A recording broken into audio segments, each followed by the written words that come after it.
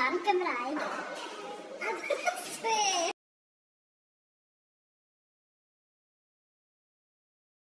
Pam dewis Aberystwyth fel prifysgol i astudio'r Gymraeg?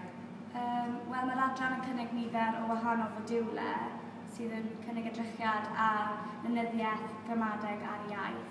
Ond yn ogystal, mae'r darlithwyr wastad yn barod i helpu a mae'n gymuned hefyd yn bod rhan ohono. Dewyswch Aberystwyth achos bod e ar lan y môr gyda golygfeydd hyfryd. Mae'n dref gyfeillgar a yn hawdd setlo mewn yma. Dylech chi dewis yr adran Gymraeg oherwydd bod y darlithwyr i gyd yn gyfeillgar ac yn barod i helpu pan bynnag bod angen.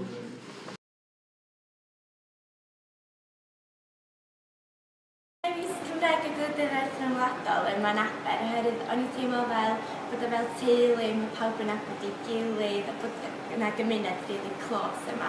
A hefyd, o'n i'n gweld yr adran fel, oherwydd mae'n eitha bychan, dwi'n teimlo dwi'n rili hyderus a dwi'n gallu gofyn unrhyw beth i'r darlithwyr. A hefyd nes i sylwi bod nhw'n gyffroes a bod nhw'n cyflwyno'r gwaith mewn ffordd diddorol a dwi'n teimlo fel bod fi'n gallu deud unrhyw beth.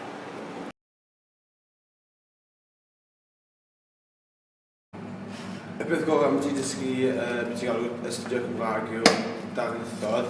Mae'n ddiddorol iawn dysgu beth i hanes Cymru a'r llenyddiaeth. A mae'r darlithwyr yn ffwl. Dwi'n dewis y Gymraeg achos mae'r lectures o dda a mae'n ehangu mewn wylio ni. Mae'r siawns i'w o Cymdeithas Gymraeg dda. Dewch i Aberystwyth Gymraeg ar yna cyfleoedd yn wych. Mae'r darlithwyr yn ei broffesiynol iawn a maen nhw efo perthynas agos iawn efo myfyrwyr a mae'n lle gwych yn astudio'r Gymraeg. Wel, chi ddod i astudio i astudio'r Gymraeg yn Aber achos mae'n adran eitha bach, mae pawb yn rili agos. Da chi'n teimlo'n gyfforddus efo pawb a mae'n braf cael nabod pawb sydd yn yr adran a dwi wedi mwynhau hynna fawr. Gallwch cymdeithasu drwy'r Gymraeg a cofiwch ymuno gyda Inca a'r Celtaidd pan ydych chi'n dod i Aber mwyn cael cyfriad gorau. Un peth mae'n myfyrwyr yn ei ddweud yn gyson am yr adran hon ydy ei bod ti'n ddigon mawr i gynnig amrywiaeth, ond i bod ti'n ddigon bach hefyd i gynnig sylw personol.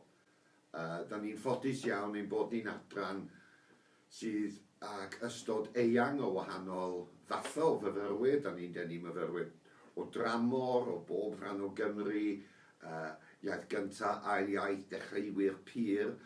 A dwi'n meddwl mae y hyn sy'n gwneud gweithio yma'n bleser i mi ydy bod y mywyd proffesiynol mor amrywiol.